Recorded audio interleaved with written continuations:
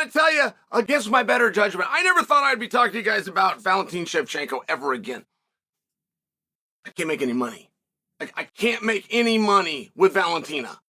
So, the reason I say this, by the way, if I was to listen to myself and go back and just see the things I've said about Valentina, I've never been favorable, it would seem.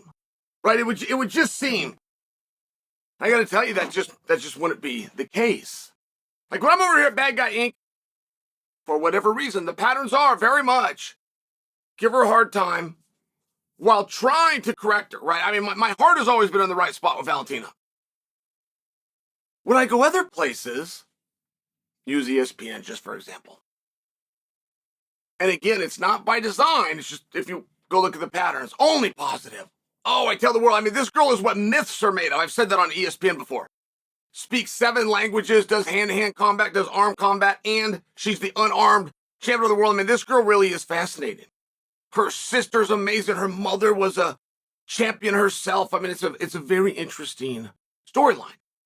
Valentina is so good at what she does. There was an online rumor, it still exists today, but it was very big at one point, that she was actually a government agent. That her whole role of coming to the U.S. or going to other places to do fights is because she's actually a government agent, and that's how she's getting into the country. Now, I realize these are not true. What I'm sharing with you is when you have somebody that has those kinds of rumors associated, it's what a legend is made of. I feel that Valentina has been given everything. She is beautiful. She is athletic. People like her. She is intelligent. She is driven, motivated, and hungry. I mean, these are gifts. And I tell you that because when I give her a hard time, I do it from the perspective of, I think she has everything. I think she can handle the hard time. I just think that she can. And I do get confused when you have a champion of the world, when you have somebody that had the same goal and dream as I did, and they made it further. I assume they will have more knowledge. I assume that's how they got there. They must understand better than I did. And I have made this mistake my entire life. I have connected wealth and intelligence my entire life, but I was told that my entire life. Work hard, get an education so that you can financially be successful.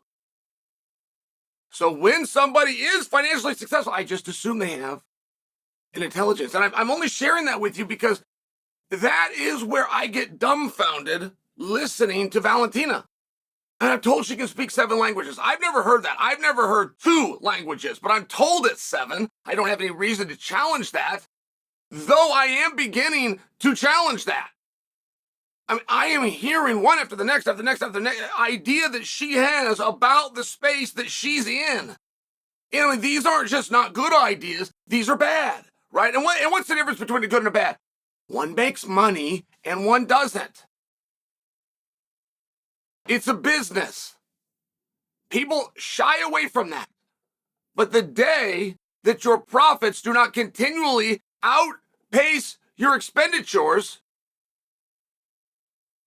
is a difference between business and bankrupt.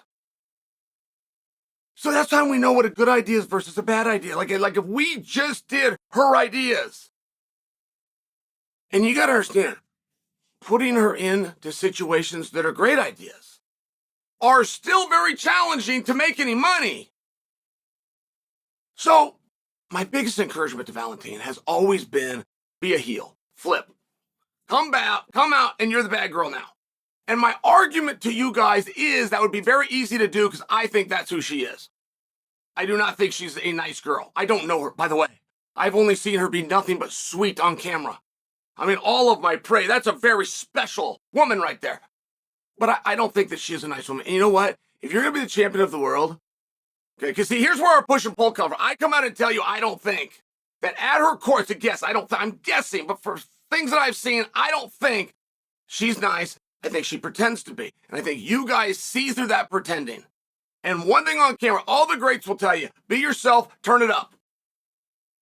That's it. They'll stop right there. They don't tell you why. And the reason is there is nothing that can replace being authentic. one of the most marketable and one of the greatest marketeurs. And I got to just go Diaz, right? Nick and Nate, because any compliment I give, you could interchange them. Because they were authentic. You could probably stop right there.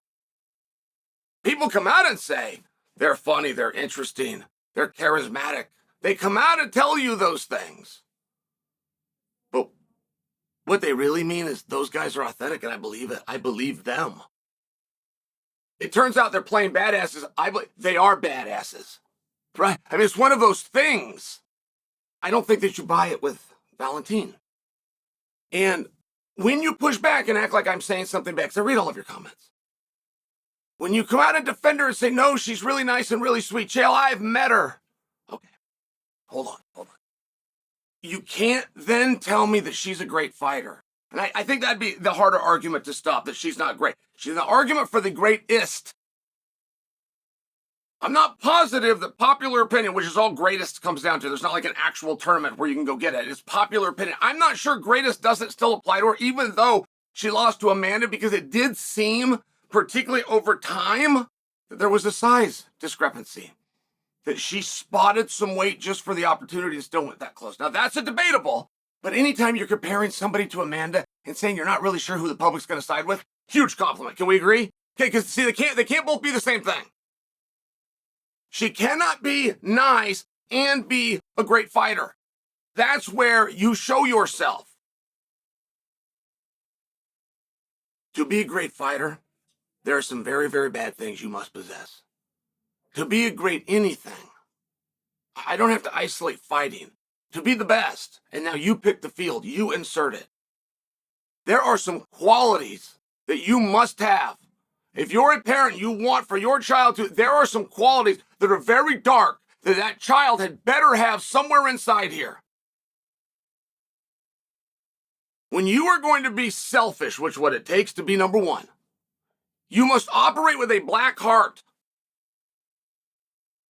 I now cannot care what his struggles are, what his reasoning is. If this victory is about money for him, which he is going to use to save a child dying of leukemia right now, versus I am not going to do anything with it because I'm already rich. I just want to do it because I'm the best. I want to stay the best. I got to roll with myself on that one. His why can't matter to me. I must have a black, cold heart when it comes to competition. You cannot be the best any other way. And the reason I tell you that is you can't tell me that she's the best and she's just nothing but nice and she's Susie Homemaker. You can't do that.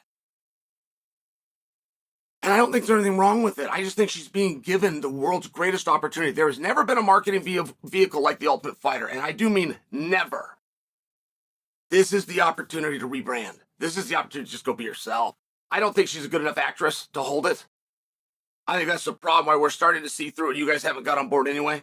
I think that's why she can't sell tickets and move the needle. Can have that level of success and still need to fight.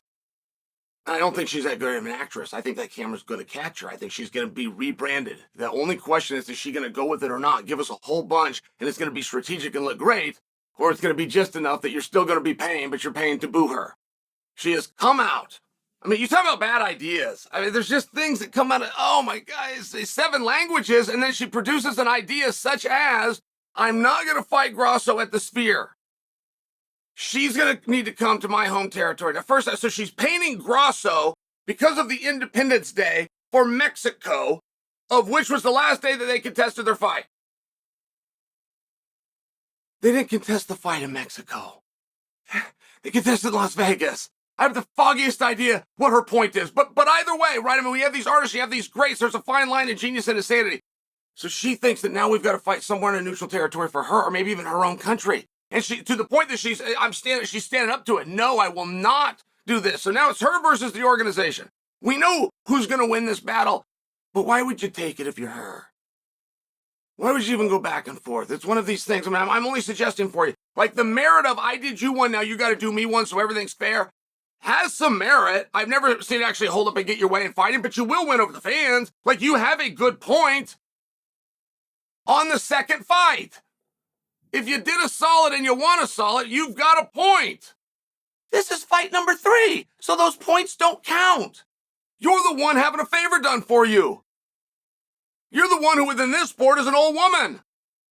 You're coming off of losses, going into championship fights. We got people coming off of wins, not coming into championship fights.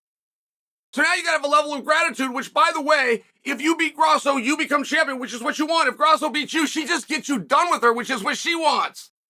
Like, Grasso doesn't actually get anything for this. There's no benefit here. She signed on for 10 rounds for you to beat her, and you didn't. So now she's signing for another 5 to give you another chance to beat her. Like, what does she get for it? So the mere idea that we're not going to do it in the fight capital of the effing world, where my bosses reside, and they're going to make me part of history by putting me at the Sphere, the mere idea that that would be resisted by somebody that speaks 7 languages, I got to tell you, for the first time ever, I'm calling